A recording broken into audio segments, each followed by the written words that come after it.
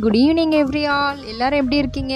இன்றைக்குடைய நம்மளுடைய routine vlog and நிறைய tips motivation speech கொடுத்துருக்கேங்க. So வீடியோவை இன்ட்ரெஸ்டிங்காக கொண்டு போக ட்ரை பண்ணியிருக்கேன்.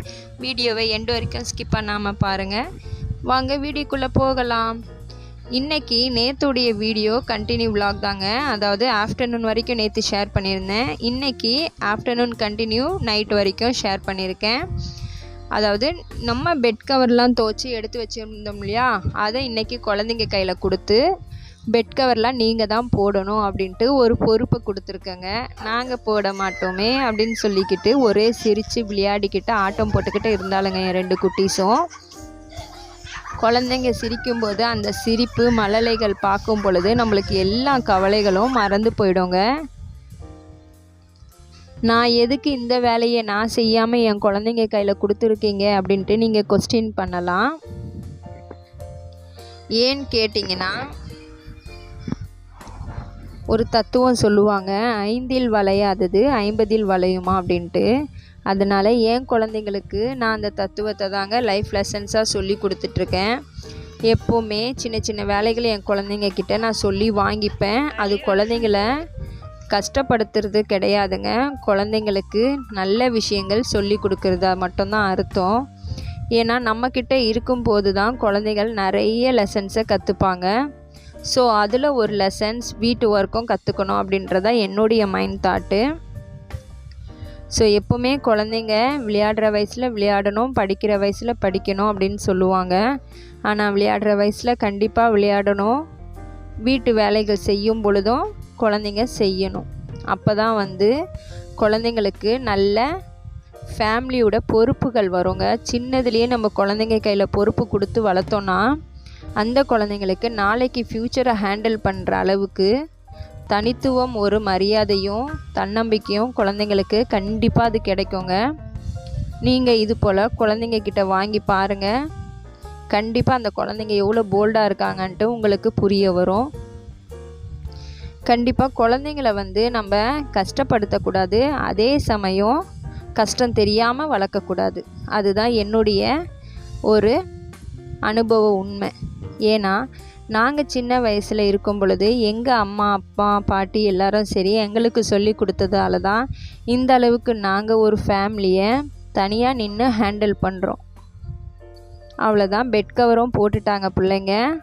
பில்லோ கவர்லாம் போட்டு அம்மா இங்கே படுக்கணும், நான் அம்மா பக்கத்தில் படுப்பேன் அப்படின்னு சொல்லிட்டு லைனாக அசம்பிள் பண்ணிட்டாங்க. ஒரு பக்கம் குழந்தைங்க விளையாடவும் போயிட்டாங்க. அடுத்தது என்ன, நம்ம ஊற வச்ச அரிசியை அரைச்சிடுவோம், மழை காற்று வீசுது, பவர் கட் ஆகிடக்கூடாதுன்ட்டு ஒரு பயத்தோடு வேக வேகமாக மாவு அரைக்க கிரைண்டரை செட் பண்ணிகிட்ருக்கேங்க. கிரைண்டரில் பெரிய டாஸ்க் என்னன்னு பார்த்திங்கன்னா, அந்த மேலே இருக்கிற புஷ்ஷை டைட் பண்ணுறது தாங்க.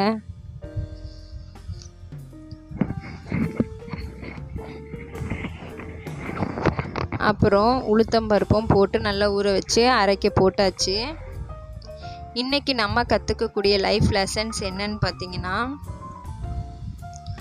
குழந்தைங்கள நிறைய விஷயங்கள் சொல்லி கொடுத்து வளர்க்கணுங்க.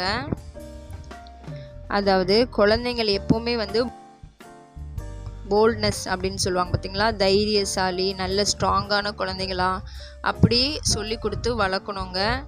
நம்ம என்ன செய்கிறோம் அப்படின்றத பார்த்து தான் குழந்தைங்க கற்றுப்பாங்க. நம்ம சோம்பேறித்தனமாக உட்காந்துக்கிட்டு டிவியை பார்த்துக்கிட்டு சீரியலை பார்த்து அழுதுகிட்டு அடுத்தவங்கள பற்றி குறை சொல்லிக்கிட்டு அப்புறம் கண்ணீர் வடிச்சுக்கிட்டு நம்ம வீட்டுக்காரி இப்படி, நம்ம அம்மா இப்படி, நம்ம அக்கா தங்கச்சிங்க இப்படி அப்படின்னு சொல்லிட்டு சொந்த பந்தங்களை குறை சொல்கிறதோ இல்லை வேறு எந்த விஷயங்களும் நம்ம பேசுகிறதும் சரி, நடைமுறையில் நடக்கிறதும் சரி, இப்படிலாம் இருந்துச்சுன்னா அதே போல் தான் நம்ம குழந்தைங்களும் நாளைய தலைமுறை உருவாகுவாங்க. ஸோ தயவு செய்து சீரியல் பார்க்காதீங்க. யாரும் டிவி பார்க்குறத மோஸ்ட்லி அவாய்ட் பண்ணிக்கோங்க. அதுக்கு பதில் நல்ல பாசிட்டிவான பாடல்களை கேளுங்க. எப்போவுமே நல்ல ஒரு வைப்ரேஷன் வீட்டுக்குள்ளே வச்சுக்கோங்க. நீங்கள் நல்ல விஷயங்களை பேசுங்க, நல்ல விஷயங்களை திங்க் பண்ணுங்க.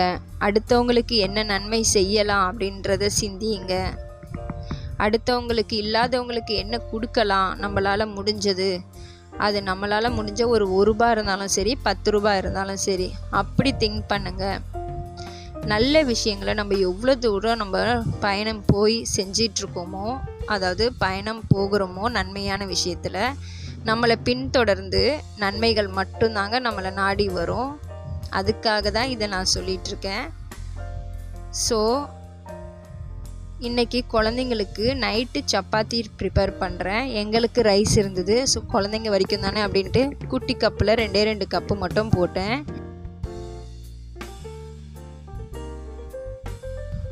அடுத்தவங்க என்ன நினைப்பாங்கன்ட்டு நான் எப்போவுமே திங்க் பண்ணவே மாட்டேங்க. எப்போவுமே நம்மளை பற்றி நம்மளுக்கு தெரிஞ்சிருந்தால் போதும். அடுத்தவங்க நம்மளை நல்லவங்கன்னு சொல்லணும்னு நினச்சா நம்ம லைஃபு ஜீரோலேயே நின்றோம். தயவுசெய்து அதை மட்டும் ஃபாலோ பண்ணிக்கோங்க. அடுத்தவங்க இப்படி சொல்லிட்டாங்க, அடுத்தவங்க இப்படி நம்மளை குறை சொல்கிறாங்க, என்னை இப்படி கஷ்டப்படுத்துகிறாங்க அப்படின்னு நீங்கள் சொல்லிக்கிட்டே இருந்தீங்கன்னா அந்த கஷ்டம் மட்டும்தான் நம்மளை சூழ்ந்து இருக்கும். அடுத்தவங்க என்ன சொன்னால் என்ன, அடுத்தவங்க என்ன நினச்சா என்ன அப்படின்ட்டு உங்கள் லைஃப்பை பாசிட்டிவாக கொண்டு போங்க. உங்களை சூழ்ந்து நன்மைகள் மட்டும்தான் பின்தொடர்ந்து வரும். நன்மையான மனுஷர்கள் உங்களை தேடி ஆட்டோமேட்டிக்காக வந்துடுவாங்க. அப்புறம் ஒரு வழியாக மாவும் அரைச்சி எடுத்தாச்சுங்க. இன்றைக்கி கொஞ்சம் லிக்விட் அதிகமாகிடுச்சு, தண்ணி ஊற்றிட்டேன். சரி பரவாயில்ல, கரெக்டான பதம் தான் வந்துடுச்சு அப்படின்ட்டு எல்லாத்தையும் க்ளீன் பண்ணி பாத்திரம்லாம் வலித்து எடுத்து தொடச்சி வச்சுருவேங்க. எப்போவுமே மாவு அரைச்சி எடுக்கும் பொழுது இந்த மாதிரி சுத்தமாக க்ளீனாக அந்த பாத்திரத்தை வைக்கும் பொழுது நம்மளுக்கு டெய்லி அது எடுக்கும் பொழுது ஒரு இரிட்டேட்டாக இல்லாமல் நல்லா இருக்குது அப்படின்ற அந்த ஃப்ரெஷ் மைண்டோட மாவு எடுக்க தோணும். ஸோ நிறைய பேர் மாவு அரைச்சிட்டு அந்த பாத்திரம் ஃபுல்லாக சைடெல்லாம் ஒழுகி இருக்கும். அப்படிலாம் வைக்காதீங்க. எப்போவுமே சுத்தம் நம்மளுக்கு சோறு போடும்னு சொல்லுவாங்க. எந்த அளவுக்கு நம்ம சுத்தமாக வைக்கிறோமோ அந்த அளவுக்கு நம்மளுக்கு எந்த ஒரு கிருமியும் இன்ஃபெக்ட் ஆகாமல் ஆரோக்கியமாக இருக்கலாம். அதுக்காக இந்த டிப்பு. அப்புறம் நிறைய பேர் சொல்லுவாங்க, என் கையால் மாவு கலக்கினா புளிக்கவே மாட்டுது அப்படின்ட்டு. கைக்கு என்னங்க தெரியும் மாவு தண்ணின்னு சொல்லிட்டு. ஸோ தயவுசெய்து அப்போல்லாம் யாராவது உங்களை நெகட்டிவாக சொன்னாங்கன்னா அதை தூக்கி போட்டுட்டு நான் என்ன பண்ணாலும் நல்லா தான் இருக்கும் அப்படின்னு சொல்லி பாருங்கள். உங்களுக்கு நன்மை மட்டும்தான் பின்தொடர்ந்து வரும்.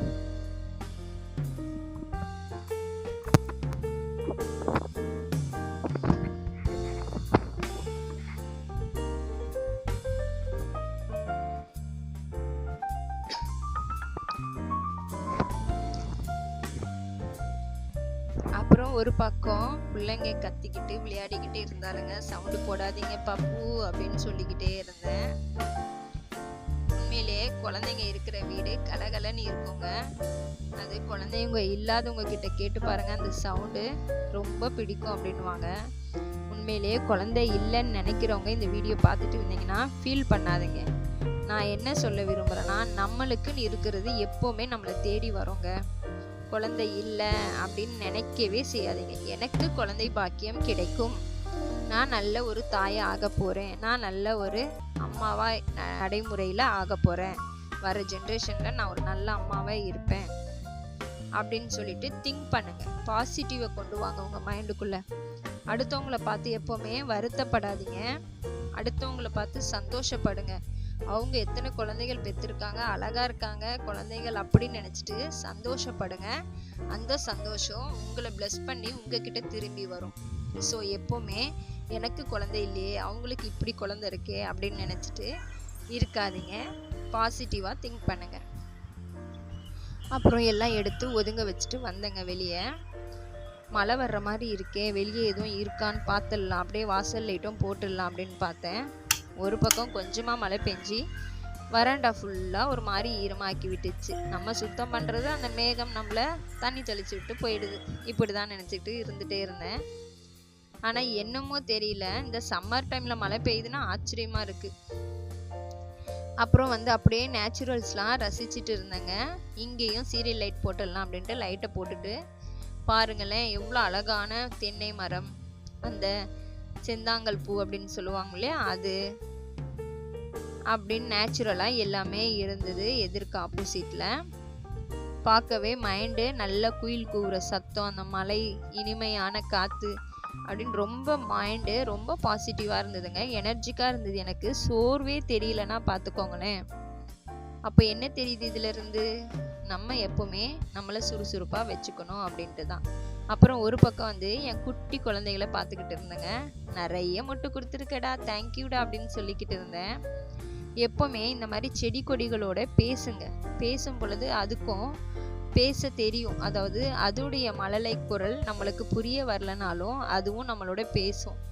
அப்போ நிறைய பூ கொடுடான்னு நான் 2 வாரத்துக்கு முன்னாடி சொல்லியிருந்தேன். உண்மையிலேயே நிறைய மொட்டுக்கள் வந்திருக்குங்க. நம்ம எதுக்குமே உயிர் இல்லைன்னு நினைக்கிறோம். எல்லாத்துக்குமே இந்த உலகத்தில் உயிர் இருக்குது அப்படின்றது இந்த விஷயத்தில் நான் உணர்ந்தேன். அப்புறம் வீட்டுக்குள்ளே வந்து பார்த்தா படிப்பு நடந்துட்டு இருந்தது என் குட்டீஸுங்க. ரிஷாமா படிக்கான்னு பார்த்தேன், இல்லைங்க, தங்கச்சிக்கு ஹோம்ஒர்க் சொல்லி கொடுத்துட்டு இருந்தா. எனக்கே அப்படியே மெய் சிலுத்துட்டு, சரி பாப்பா நீ என்ன பண்ணுற அப்படின்னு பார்த்தா, நான் விளையாடுறேன் அப்படின்னா. உனக்கு தானே அக்கா சொல்லி கொடுத்துட்ருக்கா, போய் உட்காந்து படி அப்படின்னு. நான் அப்புறம் படிச்சுக்கிறேன் அப்படின்னா. அந்த மேடம் நைட் ஆகுனா தான் படிப்பு மைண்டில் வரும். இந்த மேடம் எனி டைம் படிப்பு தான். ஸோ 2 விதமான என் வீட்டில் 2 குட்டீஸுங்க இருக்காங்க. உங்கள் வீட்டில் எப்படின்னு சொல்லுங்கள். எப்போவுமே படிப்புக்கு நம்ம குழந்தைங்களுக்கு திணிக்கக்கூடாது. தன்னால் அந்த குழந்தைங்க எடுத்துக்கணும், அதுதான். அப்புறம் என்ன, ஈவினிங்கு நல்ல ஒரு வைப்ரேஷனுக்காக 2 வத்தியும் கொளுத்தி வீட்டுக்குள்ளே வாசனை மனமாக வச்சுட்டேங்க. வீடே ரொம்ப சூப்பரான ஒரு வைப்ரேஷன் நிறைஞ்சிருந்ததை உணர்ந்தோம். அவங்க அப்பா வேலைக்கு போயிருந்தனால நாங்கள் எங்களுடைய வேலைகளும் எங்கள் குழந்தைங்களோட ஜாலியாக பேசிக்கிட்டோம், விளையாடிக்கிட்டோம், அப்படியே டைம் பாஸ் பண்ணிக்கிட்டு இருந்தோம். அப்புறம் என்ன ஞாபகம் வருதே அப்படின்னு சொல்லிட்டு அந்த நாள் ஞாபகம் வந்துச்சுங்க. ஸ்கூல் டைமில் நம்ம படித்தது, நம்ம நோட் புக்குக்கெலாம் அட்டை போட சொன்னது, இது போல் நம்மளும் போட்டு பாதி மடக்கி பாதி உள்ளே போய் அப்படின்னு தானே போட்டு படித்தோம் அப்படின்ட்டு திங்கிங் வந்துடுச்சுங்க. இப்போ நல்ல ஒரு அம்மாவாக நல்ல ஒரு டீச்சராக இருக்கும்னு நினச்சா, டீச்சர் மீன்ஸ் என் குழந்தைங்களுக்கு நான் டீச்சருங்க. ஏன்னா என் குழந்தைங்களுக்கு நிறைய கல்வி பாடத்தை கற்றுக் கொடுக்குறேன். அந்த விதத்தில் நான் ஒரு டீச்சர் தானே. மேரேஜ்க்கு முன்னாடி நானும் ஒரு டீச்சர் தான் உண்மையிலேயே. சரின்னு சொல்லிட்டு குழந்தைங்களுக்கு இப்படி அட்டை போட்டு கொடுத்துட்டு இருந்தேன். நீங்கள் எப்படி அட்டை போடுவீங்கன்னு சொல்லுங்கள். நான் வந்து நடுவில் மடித்து ஸ்டாப்லர் பின் 4 பக்கமும் மடித்து போட்டுருவேன். ரொம்ப தூரத்துக்கெலாம் கட் பண்ணவே மாட்டேன், வேஸ்ட்டும் ஆகாது என்கிட்ட அட்டை. இப்படி ஃபோல்டு பண்ணி நான் போட்டுருவேங்க. நீங்களும் இது போல் ட்ரை பண்ணி பாருங்கள். அதுக்கப்புறம் என்ன, கல்விக்கு நம்ம குழந்தைங்களுக்கு இம்பார்ட்டன்ட் கொடுக்கணும். பட்டு அதே வந்து ப்ரெஷராக ஆகிடக்கூடாது குழந்தைங்களுக்கு. அதுதான் என்னுடைய ஒரு மைண்ட் தாட்டு. ஸோ குழந்தைங்களுக்கு தன்னால் ஆர்வம் வந்து எது செய்கிறாங்களோ அவங்க கண்டிப்பாக பெரிய அளவில் லைஃப்பில் அச்சீவ் பண்ணுவாங்க. அதுதான் உண்மை. குழந்தைங்களுக்குன்ட்டு பணம் செலவு பண்ணி படிக்க வைக்கிறது இந்த காலத்து படிப்பு கல்வி பார்த்திங்கன்னா வியாபாரமாக ஆகிட்டு போயிட்டுருக்கு. ஸோ அது நிறைய பேருக்கு தெரிஞ்சும் என்ன செய்கிறது, நம்ம படிக்கலை, நம்ம பிள்ளைங்க படிக்கணும். நீங்கள் படிக்கலைனாலும் பரவாயில்ல, உங்கள் பிள்ளைங்களை படிக்க வைங்க. பட் அவங்க ரசித்து அதை ஆனந்தமாக எடுக்கக்கூடிய கல்வி தான் எப்போவுமே எஃபெக்டிவாக இருக்கும். ஸோ குழந்தைங்கள நான் அதனால தான் கவர்மெண்ட் ஸ்கூலில் போட்டிருக்கேன். எனக்கு எந்த வித அசிங்கமோ இல்லை கௌரவ குறைச்சலோ இல்லைங்க. நான் கவர்மெண்ட் ஸ்கூலில் போட்டிருக்கேன்னு சொல்லிட்டு நிறைய பேர் கௌரவத்துக்காகவே தான் குழந்தைய நிறைய இன்டர்நேஷ்னல்லேருந்து சிபிஎஸ்சிலேருந்து தேடி போடுவாங்க. அப்படி இருக்கக்கூடாது. நம்மளுக்காக நம்ம வாழணும்.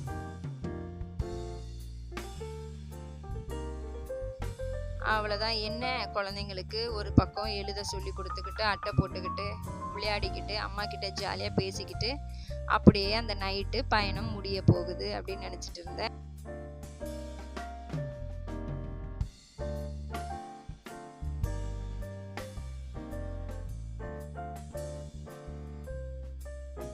ஸோ குழந்தைங்களுக்கு எப்போவுமே நம்ம நல்ல விஷயங்களை சொல்லி கொடுக்கணும். நிறைய பேர் கேட்டாங்க என்கிட்ட, பெண் குழந்தைகள் பிறந்திருக்கு உங்களுக்கு, இன்னொரு ஆம்பளை குழந்தை இருந்தால் நல்லா இருக்கும் அப்படின்ட்டு. சொல்கிறவங்க யாருமே வந்து நம்மளுக்கு கை தட்ட மாட்டாங்க. நம்ம எப்போ விழுந்து போவோம், நம்ம அழுவோம் அப்படின்னு நினச்சிட்டு சிரிக்கிறதுக்காக ஒரு கூட்டம் எப்போவுமே நம்ம பின்னாடி இருக்கும். அதெல்லாம் நினச்சிக்கிட்டு இருந்தால் நம்ம லைஃப்பில் படி ஏறி போகவே முடியாது.